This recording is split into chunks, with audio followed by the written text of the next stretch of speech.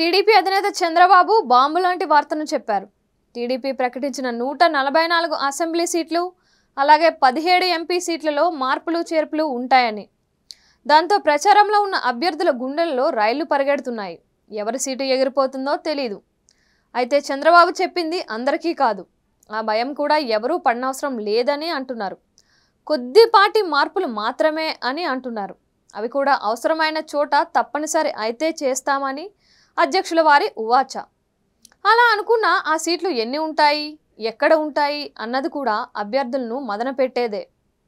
ఏకపక్షంగా అభ్యర్థుల మార్పులు ఉండదని మిత్రులతో చర్చిస్తామని, అలాగే అందరితో మాట్లాడే మార్పు చేర్పులు చేస్తామని చంద్రబాబు అంటున్నారు. దాంతో ఉమ్మడి పశ్చిమ గోదావరి జిల్లాలో ఉండి సీటులో ప్రకటించిన అభ్యర్థి రామరాజు సీటు ఊడినట్లే అని అనుమానం. దాంతో ఆయన కంగారు పడుతున్నారు. అదేవిధంగా చూస్తే ఉత్తరాంధ్రలో 1-2 సీట్లలో మార్పులు తథ్యమని, అనకాపల్లి జిల్లాలో మాడుగుల సీటు విషయంలో మార్పు అనివార్యం కానుందా అనే అనుమానం కలుగుతోంది. ఇక శ్రీకాకుళంలో 2 సీట్ల విషయంలో తారాస్థాయిలో తమ్ముళ్ల పోరు సాగుతోంది. ఆ సీట్ల విషయంలో మార్పులు ఉంటాయని గుసగుసలు వినిపిస్తున్నాయి. అలాగే తూర్పుగోదావరి జిల్లా అనపర్తి సీటు విషయంలో సైతం మార్పు ఉండవచ్చు అని గట్టిగానే వినిపిస్తుంది.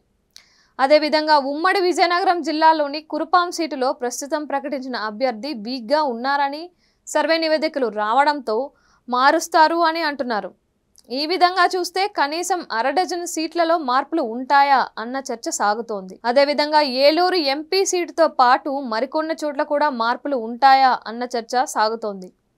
అయితే ఈ మార్పు చేర్పులకు కనుక బాబు తెరతీసినట్లు అయితే అవి అక్కడితో ఆగుతాయా అన్నది ఒక సందేహంగా ముందుకు వస్తోంది. మిగిలిన చోట్ల ఆశావాహులు అంతా తమ సీట్లో మార్పులు చేయమని డిమాండ్లు పెడతారు అని అంటున్నారు.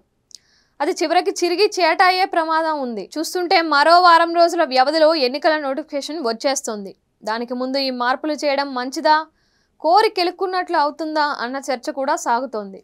ఏది ఏమైనా మార్పు చేర్పులు అన్నవి చివరి వరకు చేస్తూ పోతుంటే దానివల్ల లాభం కంటే నష్టమే ఎక్కువగా జరుగుతుందని విశ్లేషకులు అంటున్నారు. చూడాలి మరి బాబు చేసే మార్పులు స్వల్పంగా ఉంటాయా లేక అవి ఏ స్థాయిలో ఉంటాయో అన్నది.